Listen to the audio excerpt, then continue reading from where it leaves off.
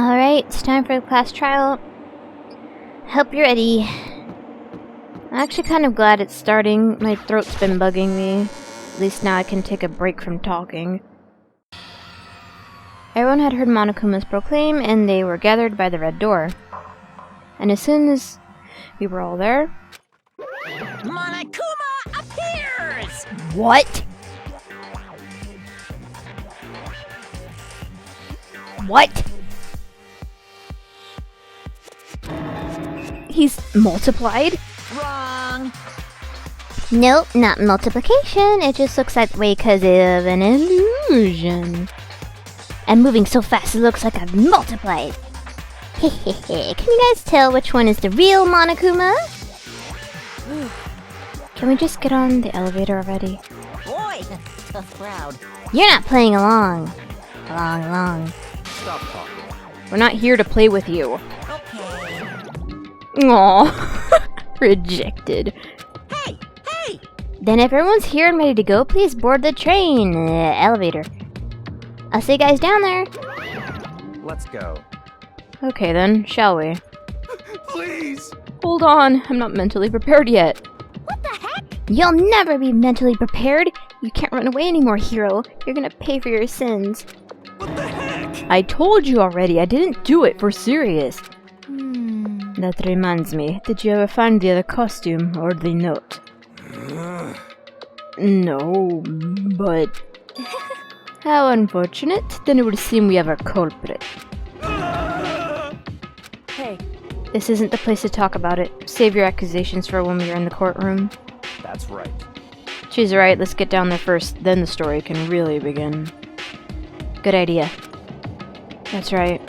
I have to do it. I can't let whoever killed Hifumi and Taka get away with it. No, I can't let Hifumi get away with killing my Taka. For everyone who's still alive. And for the two that lost their lives. The one who killed Hifumi and Taka. The one who killed two of our friends. The killer is... someone right here. I took one last deep breath and exhaled slowly. I began to walk towards the elevator. Once everyone was aboard, the doors closed on their own, and a steel box began to move. The clunking of the elevator kept us company as we fell further and further down. There was no going back. Till we settled all this, we couldn't go anywhere. I'm not sure how long it was before the elevator finally took a stop. The elevator door slid open, opening up to a cruel fate. Whoa. He redecorated. When I see all you gathered together like this, I realize just how few of you there are left. Your school life is slowly reaching its climax. Just the worst. Only because of you. Why are you making us do such cruel things to each other? What? Well, what? You really hate me so much, but I'm so cute. You are cute, Monokuma. Come on. Stop goofing around and begin the trial. Don't rush me. Of course I'm gonna start it. I would never be like, stay tuned for the action-packed class trial after this commercial break. I'd never hold out on me like that. Okay, let's begin. Get to your assigned seats. And so the curtain opened once again. Deadly judgment, deadly deception, deadly betrayal, deadly riddle, deadly defense, deadly faith, deadly class trial.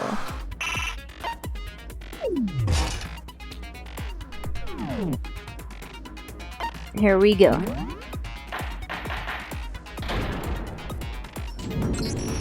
Let's begin with a basic explanation of the class trial. So, your votes will determine the results.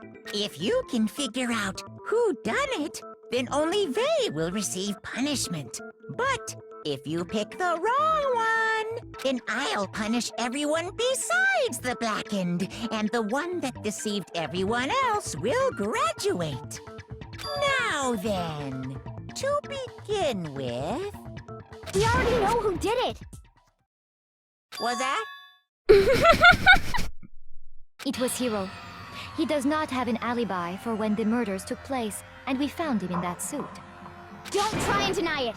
You killed them! I didn't! Someone knocked me out! I was asleep the whole time! I don't know anything about it! Shut your murdering mouth, murderer! You're one to talk. Who are you calling a murderer? I am sorry to say, Hiro, but we do have evidence. Blueprints for the suit. Parts we assume were used to build it. And all of it was found in your room. You have to admit, the evidence is quite compelling. I'm pretty sure it was placed there. It points to you as having created the suit and wearing it while committing crime after crime. How many times do I have to tell you? I don't know! Is Hiro really the killer? Or, before anything else, we have to make that clear.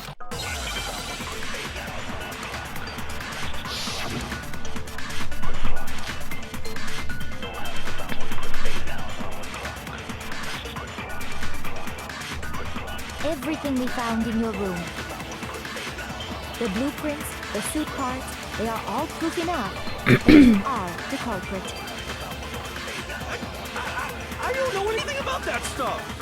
It's not true! It's a conspiracy! Hiro, why? Why did you kill them? No! Just hold on a second!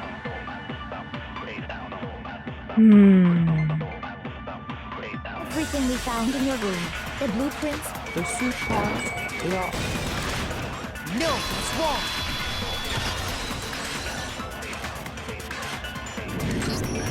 Are we sure Hiro really made those blueprints?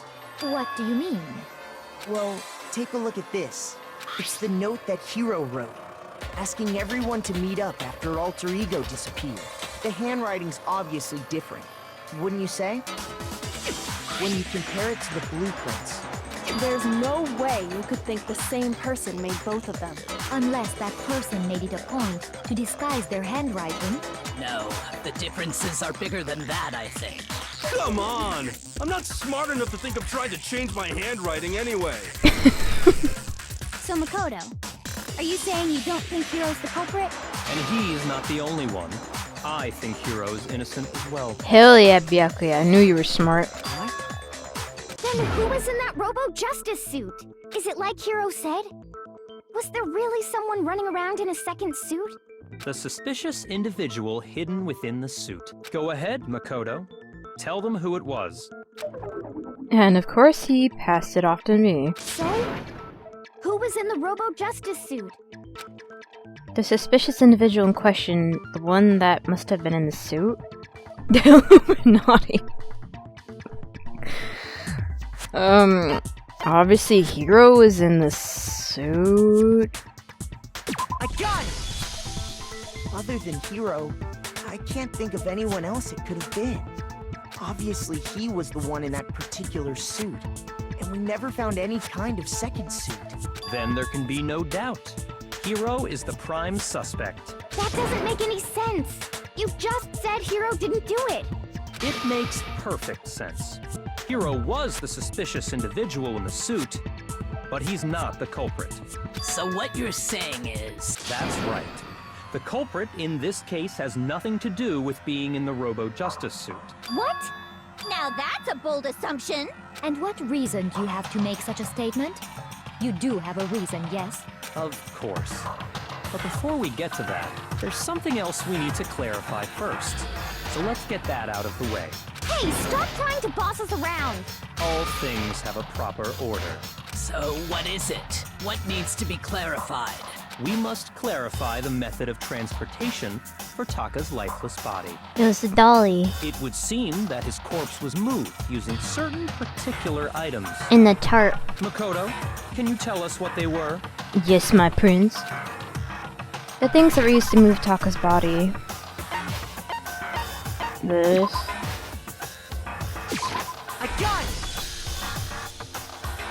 There's still one more thing. And the tarp. I got it! They were a dolly and a tarp, right? What's with that attitude? So, let's see if I can explain.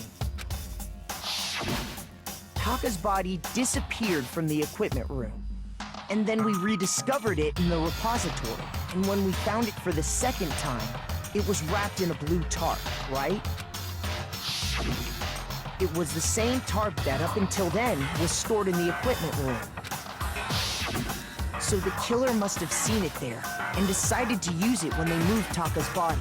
That way, they wouldn't leave any bloodstains while they were moving it. Okay, that explains the tarp. And the dolly? Same thing. I'm sure the dolly was in the equipment room when we first found Taka's body there. But when the body disappeared, so did the dolly. Later, when Taka's body reappeared in the repository, so did the dolly. In other words, you think they used the dolly to move the body, am I right? But are you sure you are not mistaken? Huh? What do you mean? Are you absolutely positive the dolly was in the equipment room when we found Taka's body? That dolly was made specifically for moving large objects between the repository and the art room. It would be very strange indeed to discover it had made its way to the equipment room. Is it not possible that it was in the repository all along, and you simply didn't realize it? No, I'm pretty sure it was in that other room before. She's raised an objection. How do you respond? God damn it, Byakuya. There is no shame in being wrong. Nobody expects much from you anyway. Fuck off, Celeste. We have all accepted the fact that you rarely understand what is going on around you. That's true, but you're trying to cover for Hifumi really hard. Wow, I've never had anyone sound so nice while being so mean, but maybe I can change your mind. I can just explain to them why the dolly must have been moved from the equipment room to the repository.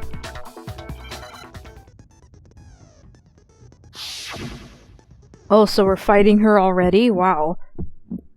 You have it wrong. I cannot agree. You are a fool. So pathetic.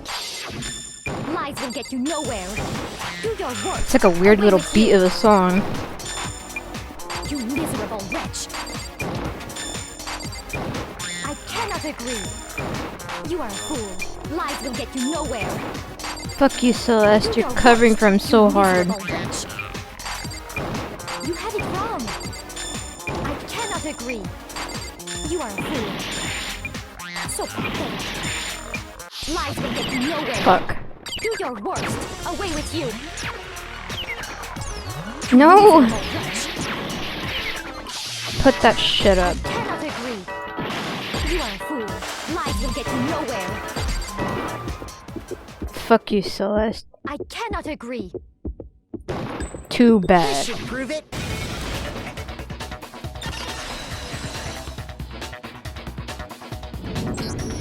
If you're asking for proof that the dolly moved, I have it right here. When I found the dolly in the repository, one of the wheels had a blood stain on it. There was a pool of blood in the equipment room with a tire mark in it that matched the dolly wheel's tread. The killer probably rolled the dolly through the blood on accident as they wheeled the body out of the room, and as the blood dried on the tire, they moved the body into the repository. So there's my proof that the dolly was used to move Taka's body. Jeez, does Celeste really hate me that much? Well, anyway, that was just something we had to get out of the way. Let's get back to the main subject. I don't really know how I feel about just like trying to oppose someone's thing and they're like, no! And then we have to do a fight already. Yeah, the subject of how Robo Justice didn't do it. Because if it's not a killer robot, then what kind of robot is it? I'm not sure that really matters. I'd be happy to explain why the occupant of the suit couldn't possibly be the killer. If you look back on how the body was transported, it will become immediately obvious. If I look at how the body was moved, it'll be clear why the person in the suit couldn't have done it. What does he mean by that? It's because when you're in the suit, you can't really bend, right?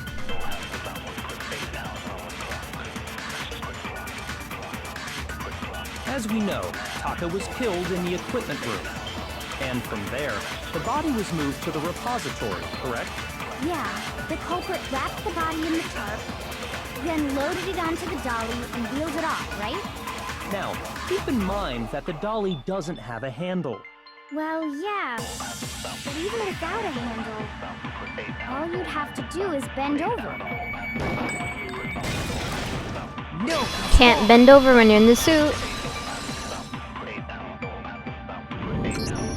You're absolutely right that you could push a dolly without a handle if you stoop down low.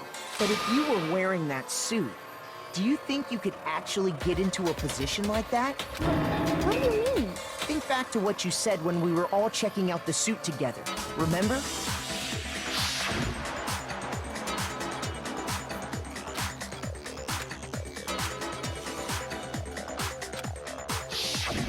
When you're in that suit, not only can you not see your feet, but you can't even bend at the waist. Am I right about that? Now that you mention it, yeah. It seems like it'd be awfully hard to push that dolly if you couldn't bend over. Well, what's to stop you from simply pushing the dolly with your feet? That's just impractical, Celeste. When you can't even see your feet? You really think someone could kick the dolly all that way? Yeah, it'd be totally impossible. Not that I can say for sure myself. On top of that, if you were wearing such a rigid, cumbersome suit, it's very unlikely you would have the dexterity to go about wrapping the body in a tarp. Well, I mean, isn't that just a matter of taking off the suit when you're ready to move the body? But you can't take the suit off by yourself because of the latch. There's absolutely no chance the costume is taken off from the body because you can't take it off by yourself. I got it! I don't think taking off the suit was an option. If you remember...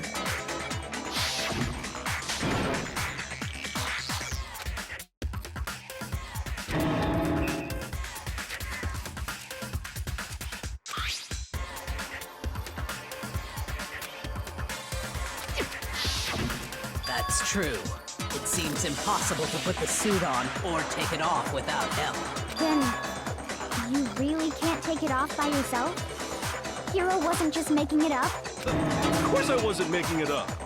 If he could have gotten it off by himself, I don't think he would have let us see him wearing it. True. Showing up in the suit was basically an invitation for everyone to suspect it. Yeah, that's right. So, it's really, really true that Robo Justice couldn't have moved the dolly? To be clear, whoever did move the body, it couldn't have been Hero in the robot suit, correct? No, wait. Just a second, if you please. Have you forgotten about the picture that I took?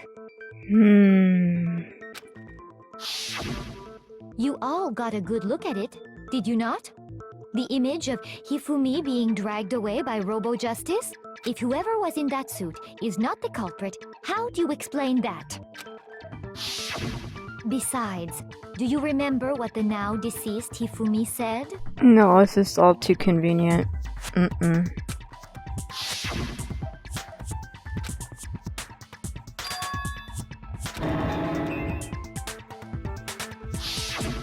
So long as those facts exist, the proper conclusion is beyond question. The individual inside the suit and the culprit are one and the same. It was Hero, without a doubt. Yeah. Yeah, that's gotta be right. God damn it, Hina. Hold on a second. It's still far too early to reach that conclusion. Besides, there's no hurry to decide who did it. Before we rush to a verdict, shouldn't we explore every single possibility? Instead of seizing on one viewpoint, the truth is uncovered by analyzing things from every angle. Plus, all of your lives are on the line, so yeah. Perhaps, but where do we go from here? Let's review this series of unfortunate events from the beginning. Maybe we'll uncover something new. I like that book series. What a pain in the ass! I don't disagree, but our lives are on the line. If this is what it takes, we have to do it. Plus, maybe we'll get to find out where the heck Kyoko was when everything went down. Seriously. All right then, let's take another look back at what happened. Oh god, a recap. I suppose we could start with this morning. 4 of us gathered together in the dining hall. Makoto, Hina, Kyoko, and myself. We waited there for quite a while, but nobody else showed up. so we went to look for everyone. That was around 8 a.m. And as soon as we split up, Kyoko went missing. Soon after that, Hina found Celeste in the rec room and quickly came to get Makoto and me. It seems I was unconscious for about an hour after I was attacked by my mystery assailant. I know it was an hour because I remember being attacked a little after 7. That was when we saw Celeste's picture and discovered that her assailant had been wearing a strange costume. As it turns out, it was Robo-Justice. It also soon became clear that this same Robo-Justice had abducted Hifumi. Hifumi didn't get abducted, he was just pretending to be abducted. We were soon joined in our search by Byakuya and Toko, and then went on to find Hifumi in the library. He was injured, so we took him to the nurse's office and resumed our search for the suspect. But not long after leaving the nurse's office,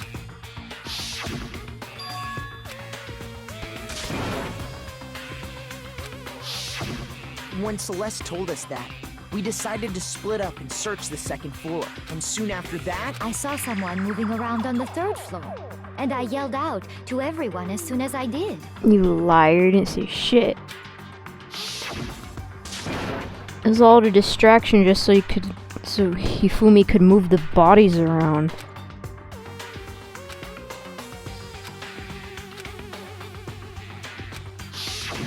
and then...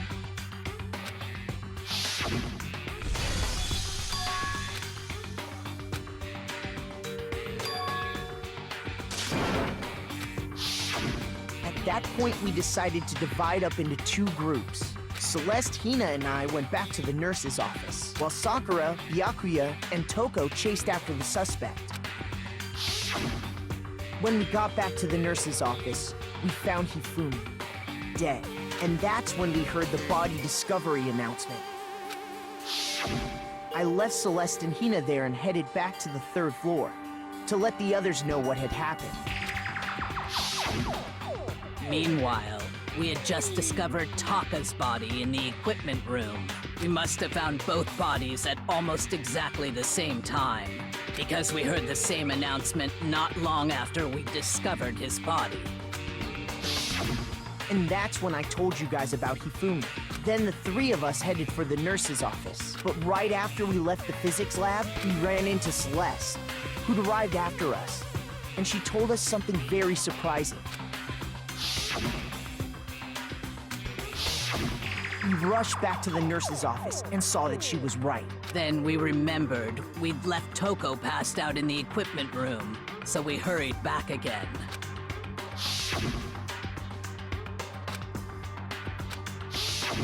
But when we got there, we discovered that now Taka's body had also gone missing. Next thing we knew, we were searching the school for 2 missing dead bodies. And after some time... Celeste informed us that she'd found the bodies, and we all headed to the repository. And of course Celeste found them. Which is where we rediscovered the corpses. I think that about covers it. I see. Finally. The whole thing sounds exceptionally complicated. That recap took forever. It certainly seems to me that these are not a simple series of connected events. Okay, well, if that's true, then what? Rather than a single series of events, I think we have to consider each murder a separate situation. And from there, we can uncover the contradictions surrounding all of them. Now then, let's get started, beginning with what happened to Taka. The contradiction hidden in what happened to Taka. In order to uncover the truth of the case, I have to find them no matter what. I must avenge Taka.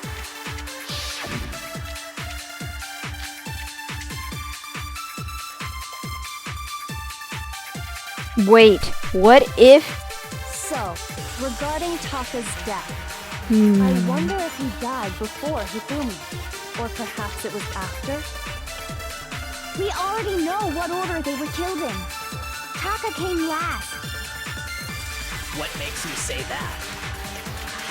Because of the numbering of the Justice Hammers. It's true that Hifumi was killed with Justice Hammer 3, while Taka's death came from a sling of Justice Hammer 4. See? So it's obvious Taka came after.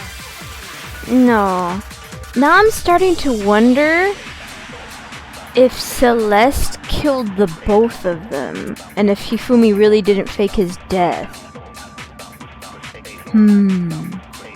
Justice hammers were numbered, but were they really used in that order? No, I highly doubt it. I wonder if he died, or perhaps it was after? We already know what order they were killed in. Taka came last. Okay, I think I got it this Makes you time. say that. Because of the numbering of the Justice Hammers. There we go. No, it's wrong.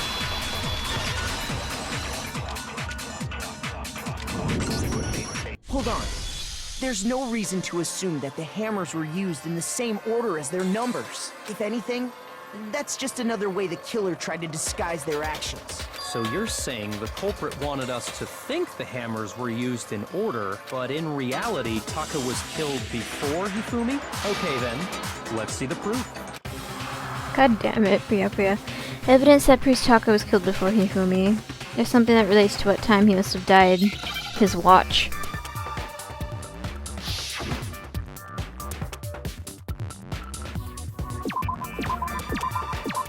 Wristwatch. Now I understand. I got it. Taka's wristwatch. See? Look. It broke with the hands pointing just past 6 o'clock.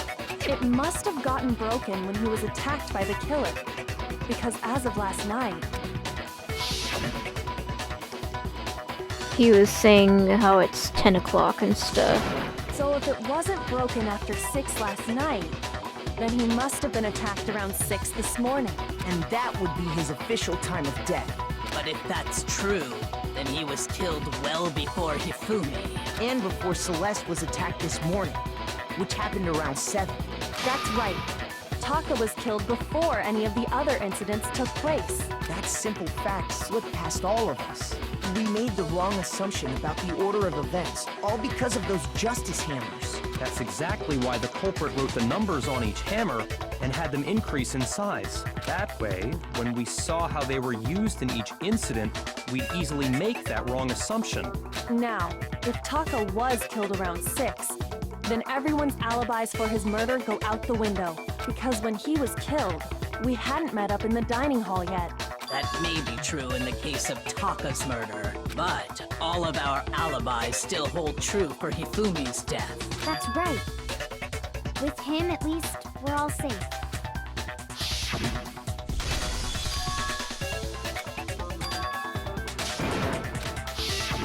When we heard Hifumi screaming, we were all together. Except for Hiro and Kyoko. Then we all ran down to the nurse's office, and that's where we found his body. That's totally true. We're all in the clear. Oh, I know! They must have recorded him screaming on a tape or something, then played it later on! If that's true, where's the tape? I don't know. Don't just go making stuff up. Wow. Anyway, we all have rock-solid alibis for when we heard Hifumi scream. Since all of us were there together, clearly none of us could have killed him. And it does not stop there. There was also the moment when we discovered his body had disappeared. When his body vanished from the nurse's office, Hina and I were in the bathroom together, while everyone else was in the equipment room, correct? And then there's the disappearance of Taka's body from the equipment room. At that time, we were all gathered together in the nurse's office because of Hifumi going missing. Well, don't forget, I was passed out in the equipment room the whole time. Wait, then what if Genocide Jill did it? She could have dragged Taka's body out of there right then! Even if she could pull that off, there's no way she could have done the same with Hifumi's body. Because, as we just established, she was passed out in the equipment room when his body disappeared. Besides, I didn't do either of them anyway. In other words, it is impossible that any of us could have killed Hifumi or moved either of their bodies. On the other hand, Hiro and Kyoko had disappeared, so they most certainly could have done those things. So what now, Kyoko? For now, we can't get fixated on who did it, or we'll just keep going around in circles. So instead of who, I propose we start talking about how. In particular, I think we need to figure out how Hifumi's body got moved. He got up and walked away. It's true. We searched everywhere, but we couldn't figure out how to explain his body disappearing. And according to what Celeste said,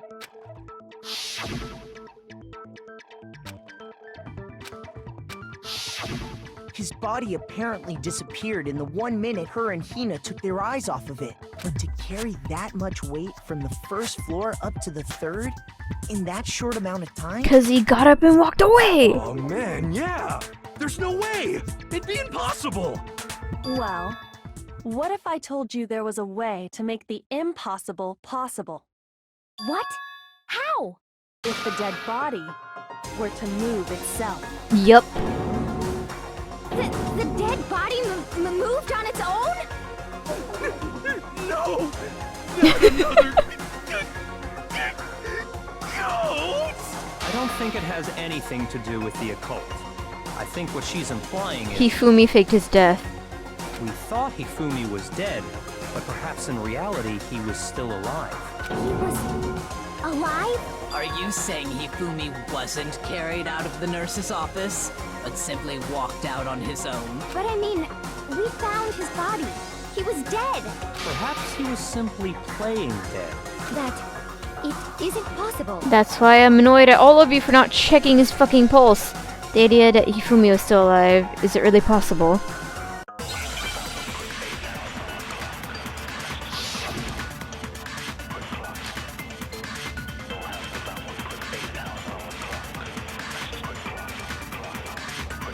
Are you saying that when we first found Hifumi in the nurse's office, there's a chance he was actually still alive? No, it is impossible. Hifumi was dead, without a doubt. And you No. know that how? Exactly. Surely you heard the body discovery announcement along with the rest of us.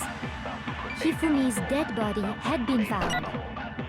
And that is why the announcement was made. Are we really so sure about that? Maybe the announcement was intended to signal someone else's discovery. True. Sure, the body discovery announcement was only made once. But Hifumi and Taka's body were discovered at almost exactly the same time. Oh, okay, that makes sense because... Okay, I think I see it now. Made. Are we really? Maybe the announcement was intended to signal someone else's discovery. Are you saying that when we first... There's a chance he was actually... No, Hifumi was dead. And you know that surely you heard the body discovery. Hifumi's dead body had been found. God, this class trial is so tricky. was the body discovery announcement that was made really intended for Hifumi? Of course it was. The announcement played right after we discovered his body. Maybe. But that was also the same time that Taka's body was found. That's right. It wasn't long after finding his body that we heard the announcement. So there's a good chance we've made a mistake in there somewhere. I think we've confused whether the announcement was for Hifumi or Taka.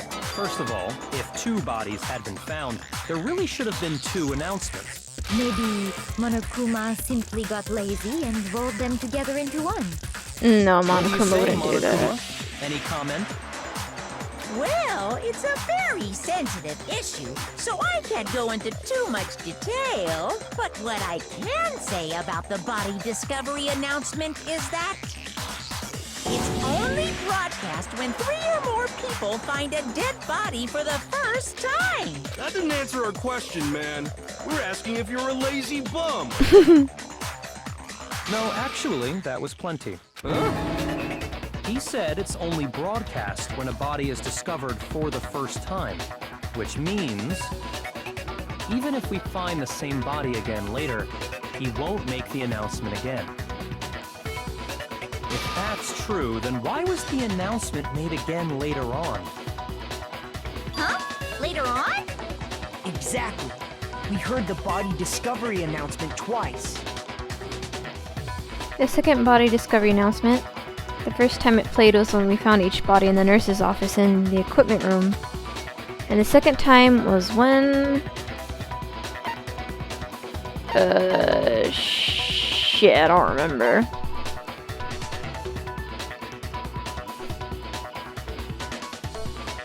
This one?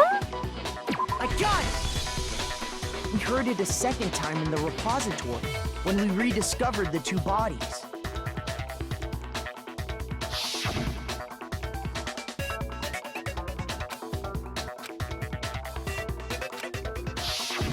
It didn't seem weird at the time, but it contradicts what Monokuma just told us, doesn't it?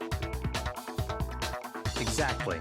If we were actually rediscovering both bodies, the announcement shouldn't have played.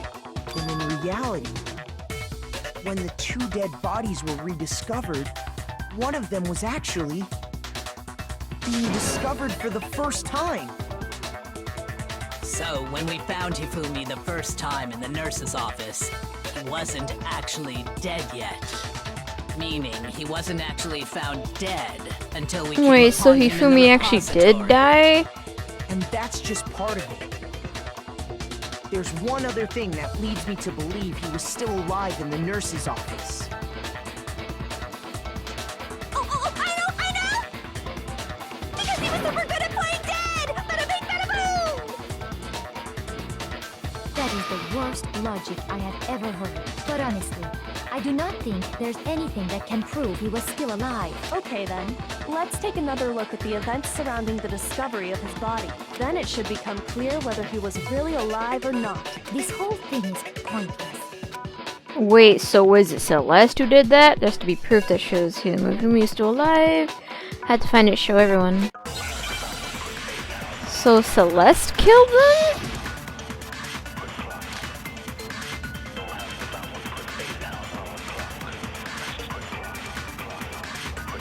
Well, here's one thing we do know. The first time we found Hifumi's body was in the nurse's office. And then, while me and Celeste were in the bathroom, his body disappeared. And the next time we saw his body, it was in the repository. But when you compare his body before being moved and his body after being moved, other than the change in how it was positioned, there was no notable difference. No, it's wrong!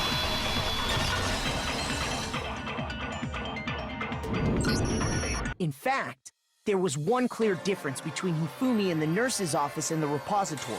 His glasses. That fact alone proves that he was only playing dead in the beginning. Perhaps you'd like to fill the rest of us in? When we found Hifumi in the nurse's office, his glasses were covered with blood. But when we found him again later in the repository, they were spotless. And I found the item he used to wipe them clean in the nurse's office trash can.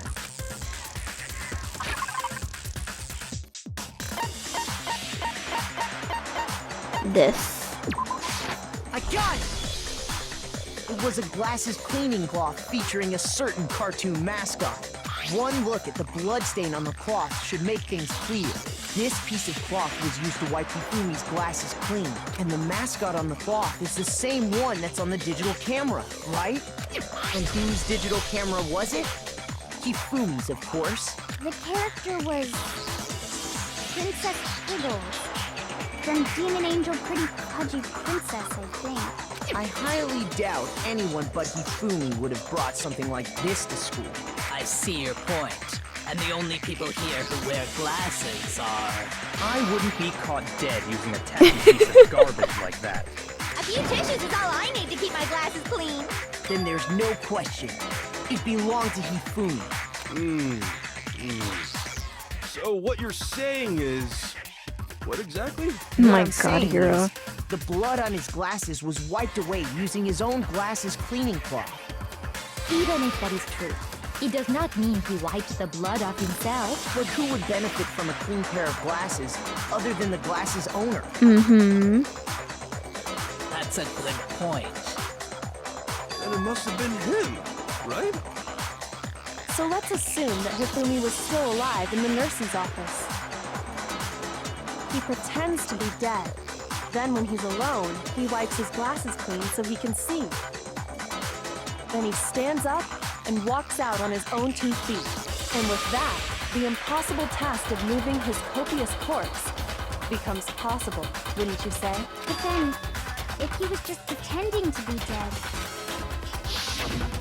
what was with all that blood? Was it paint or something? From the The ice fridge in the box. nurse's office contains packs of blood for emergencies. He probably used one of those. He figured if he was gonna play dead, he should go all out. So he just dumped it everywhere. But he got crazy with it and had to wipe his glasses off when he was done. God, what an idiot. And if Hifumi was still alive at that point, the disappearance of Taka's body is easily explained. It should be perfectly obvious who must have moved Taka's corpse. Taka himself? Okay, knows Hifumi. I got it!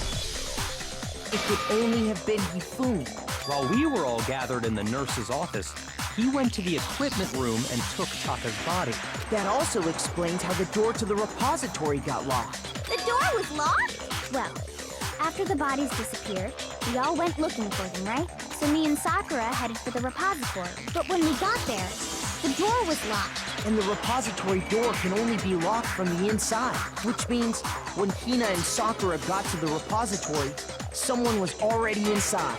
And it could only have been Hifumi, who'd just finished stashing Taka's body there. He convinced us all he was dead, and when he saw his chance, he dragged Taka's body to the repository. So, Hifumi wasn't just another victim in this case. He was one of the assailants.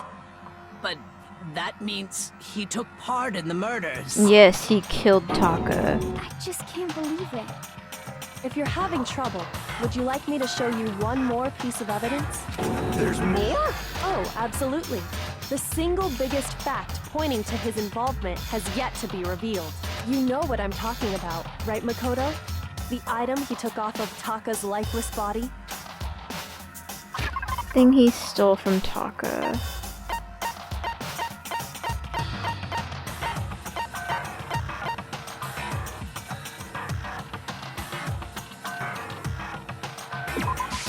I got it! You're talking about the note Hifumi had hidden away, aren't you? Hidden note? That's right. We found it stuffed in his pants. What? In his pants? Yes, his pants. What's the big deal about forget about pants? the pants for now. Take a look at what the note says. Found a hole we can use to escape. Monokuma can't find out, so don't tell anyone else. Let's meet in the equipment room at 6 a.m.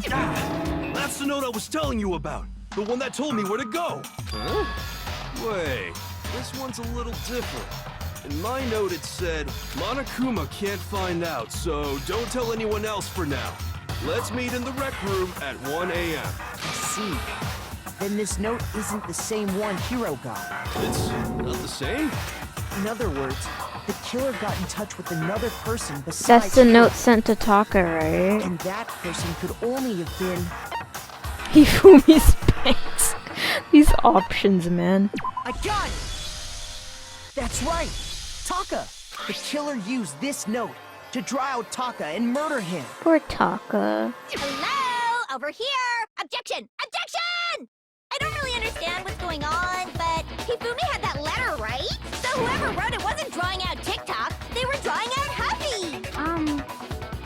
Just to be clear, TikTok is Taka and Huffy is Hifumi, right?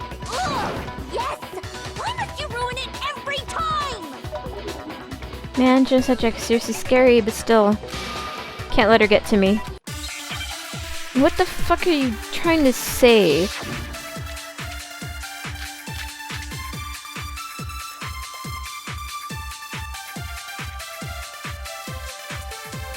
Huffy had the note, right? Then the person it was intended for must have been Huffy! But remember what the note said. What time did it say to meet? 6 a.m., I believe. The time doesn't matter! The note has nothing to do with TikTok! Time of note says 6 a.m. Which happened at 6 a.m. Trying to clear up. Yes, it does, Jen said. Jack, you're stupid. The note has nothing to do with TikTok! No, it's wrong.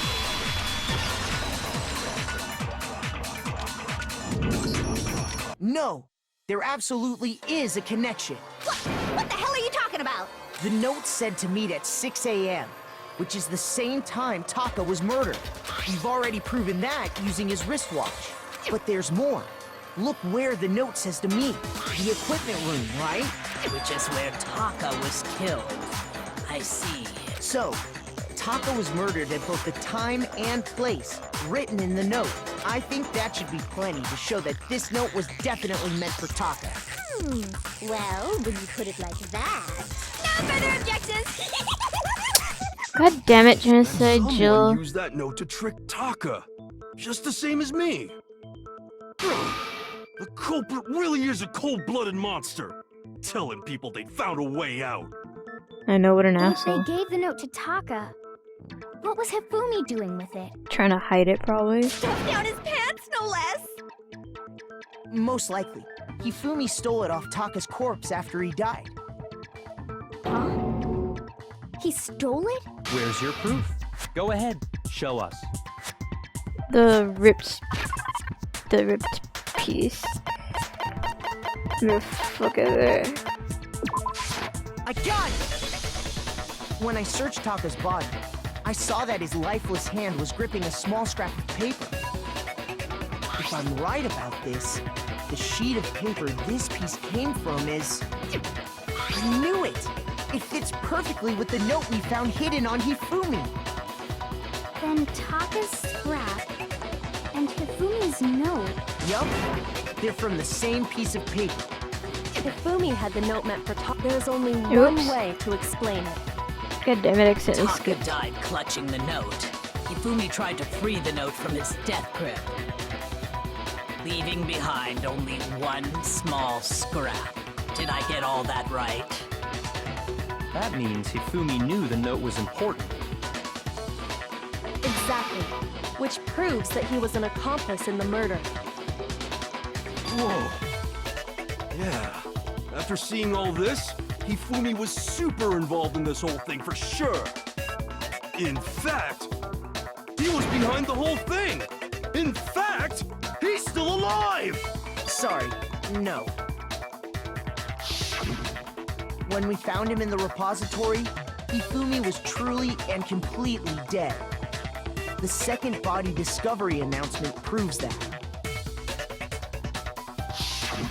So then, who killed Hifumi? Celeste, Whoever did right? is the mastermind, the true killer. He was killed in the repository. So he must have been killed not long after transporting Celeste Taka's did it body. then. So, he must have been killed after Taka's body vanished, but before we found both bodies in the repository. During that time, we'd all split up and were searching for Taka's missing body. In other words, during that time, none of us have alibis. Wait, but me and Sakura were together. Stop trying to steal the spotlight, you stupid walrus! Who are you calling a walrus? Anyway, when they were killed bothers me too. But there's something that's been bothering me even more. And what might that be? The weapon they used to kill Hifumi. The weapon? Yeah, because I mean, according to the Monokuma file, the way Taka and Hifumi were killed was almost the same, with them having similar fractures and all. But Justice Hammer 3 and 4 were still laying around in the nurse's office and equipment room, right? So if Hifumi was killed in the repository, the culprit would have had to grab one of the hammers, kill Hifumi, then put the hammer back where they Oh yeah, found that it. explains why it was clean. But wouldn't that be seriously risky for him? I'm surprised. It seems there's some semblance of a brain knocking around that skull of yours after all. Good find, hero. Hell yeah, it's packed in there good and tight. He's right, though. I don't understand it either. The Monokuma file makes it clear that they were killed using similar instruments. But if the hammers were already laying around those other rooms... So the question is, how could the culprit have gotten their hands on either of the hammers? Personally, I haven't a clue. So which hammer was used to attack Celeste? Number 1 or number 2? Those were accounted for in other rooms too. And I don't think either one is big enough to kill someone. Then... She just faked being Is it not injured and possible they killed used a different Hifumi with the bigger one. I don't think it is possible. They were both killed with the same kind of thing, right? So then, what was used to kill Hifumi? The open nose actually used to kill him. To find the truth. It was the clean mallet in the room.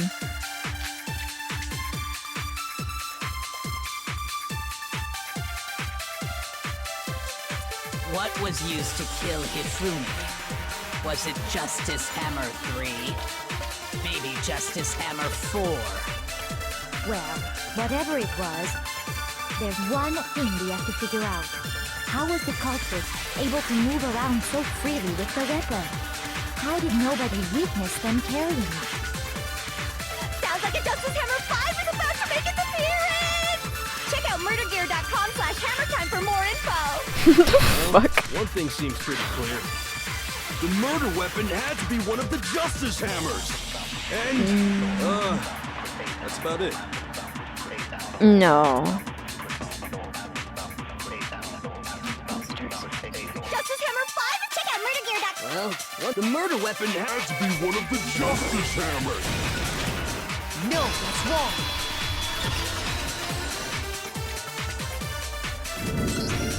The murder weapon wasn't a justice hammer at all. No, it was something completely different. But, seriously? A different weapon? Specifically, a hammer from the repository. The killer could have easily used that to kill Hifumi. Now, all the hammers in the repository were covered in flecks of grit and debris. But for some reason, one of them had been scrubbed clean. Huh? And the reason it had been scrubbed clean was most likely because it was used to commit murder. If the hammer got covered in Hifumi's blood, of course they'd have to clean it off. I'd also like to point out that the repository has all kinds of hammers. Big ones, small ones, and even some flat mallet-like ones. I think whoever made the Justice Hammers used those as a basis for their design. If that's true, that would explain the Monokuma Files note about the wounds being similar. So Hifumi moved Taka's body to the repository, where someone then used the hammer to kill him. Whoever did that was the true killer. The one Hifumi was working with. And the one who betrayed him. Hold on a moment. I still think it's strange to assume someone was working together with him. The way the graduation rule works, there is no benefit to helping someone else carry out a murder. So the idea that anyone would work together like that is simply ludicrous. We talked about this, did we not?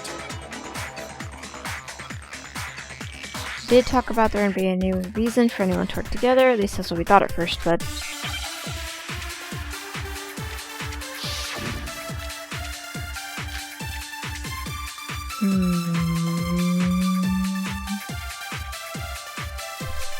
Based on the rules that have been laid out for us, even if more than one person is complicit in the murder, only the one who actually carried out the act can graduate and survive.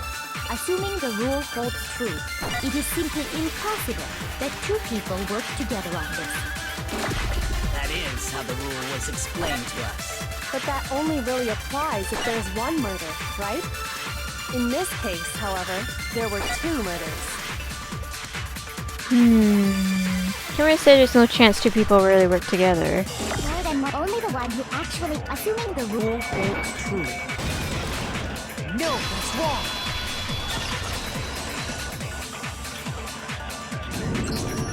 Since there were two murders, it's at least plausible that more than one person was involved. What do you mean?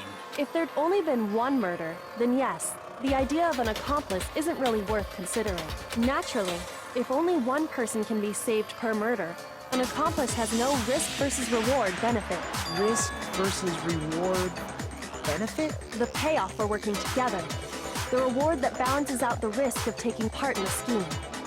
There's no point in being someone's accomplice if there's no benefit to you. However, if there were some potential mutual reward for the risk, then cooperation becomes possible. You're saying that two people could act as each other's accomplices to commit two separate murders. I think that's what the true killer told Hifumi. They would each have an accomplice for their crime. And based on the case's events, Hifumi would have been the first one to act, murdering Taka. They made him carry out the first murder so he couldn't back out of helping them later on. And then Celeste betrayed him? So in this case, there wasn't one single person committing multiple murders. Instead, each person killed someone, creating two separate incidents. And it only looked like one person because that's how the true killer designed it to look. A single suspicious individual, a similar weapon used in each crime, disappearing bodies. By creating one seamless set of circumstances, they made it look like one person was behind it all. The mastermind picked their target and managed to convince him to go along with their plan. And then, to avoid the no accomplices rule, they simply killed their accomplice. Which, if true, means that betraying Hifumi was part of the plan from the very beginning. That's just awful! How could anyone be so cruel? You think so? I can't help but admire its cunning. Still, their choice of accomplice seems odd. The effort made to convince the two murders were the same. That was the main characteristic this time. Kyoko must have noticed that fact from the very beginning, which is why she said not to look at this series of connected events with entirely separate incidents. Kyoko's really amazing, although when you think about it, she's almost too amazing. Like, almost unnatural how good she is at this. I understand how an accomplice could be involved. But then, who was the one pulling Hifumi's strings? I'm pretty sure it was Celeste, because she had a tight rein on him. Uno right now. And he let her boss him around. The true killer manipulated Hifumi to carry out a number of actions, and in the end, blah blah blah, until the end. Fate's up to now, the way Kiss has unfolded, when you consider all that. There's really only one person who seems to fit, and it's Celeste. Here's my answer. It was Celeste. So I'm the suspicious individual now, am I? I really do hate this kind of joke. A joke? I wonder. So what you are saying, then, is that I specifically chose to work together with Hifumi. The Yes. idea that I would choose to spend any amount of time interacting with him, that I would go within 10 feet of that shit for brains, that lazy, worthless, goddamn idiot! Yep, her voice changed again. Pardonnez-moi. Just to be clear, there is evidence to support it. Yes, there is. Is that so? It is. Throughout the investigation, there was certain behavior that was common only to the two of you. Considering what we've learned so far, it only further proves that the two of you were working together. Is it only Hifumi and Celeste had in common?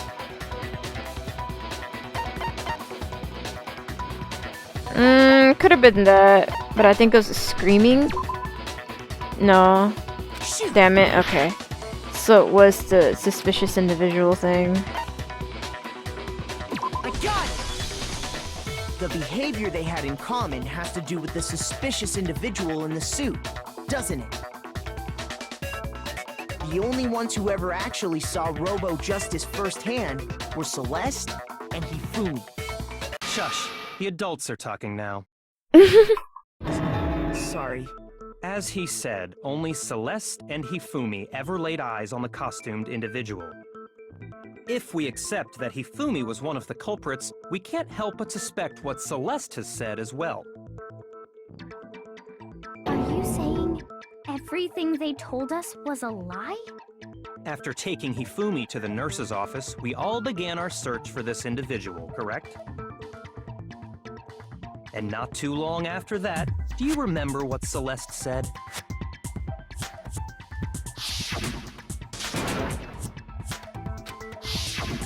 we headed to the second floor specifically because of what she claimed to have seen. Next, to draw us all to the physics lab up on the third floor, She let out a blood-curdling scream. and when we'd all come to see what was wrong, what was it she said?